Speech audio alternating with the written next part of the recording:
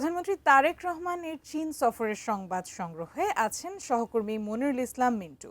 Beijing থেকে বিস্তারিত জানাচ্ছেন তিনি।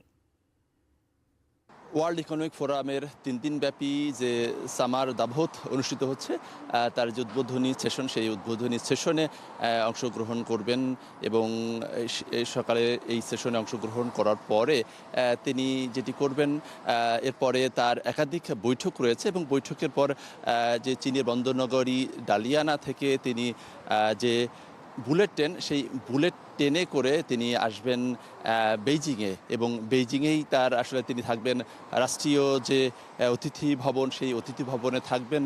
এবং আপনি জানেন যে গতকাল পরশু রাতে তিনি এই চীনের বন্দরনগরী ডালিয়ানায় এসে পৌঁছান এবং ৩ দিনব্যাপী ওয়ার্ল্ড ইকোনমিক ফোরামের সামার দাভোস, সেই দাভোসে তিনি অংশগ্রহণ করেন। গতকালকে তিনি ওয়ার্ল্ড ইকোনমিক ফোরামের সামার দাভোস, সেই দাভোসে তিনি অংশগ্রহণ করেন। গতকালকে তিনি ওয়ার্ল্ড ইকোনমিক ফোরামের প্রধান নির্বাহী কর্মকর্তা ও প্রেসিডেন্ট তার সঙ্গে বৈঠক করেন। সেই বৈঠকে তিনি জলবায়ু বিষয়ে বাংলাদেশ সরকার কী পদক্ষেপ নিচ্ছে সেই বিষয়গুলো তিনি তুলে ধরেন।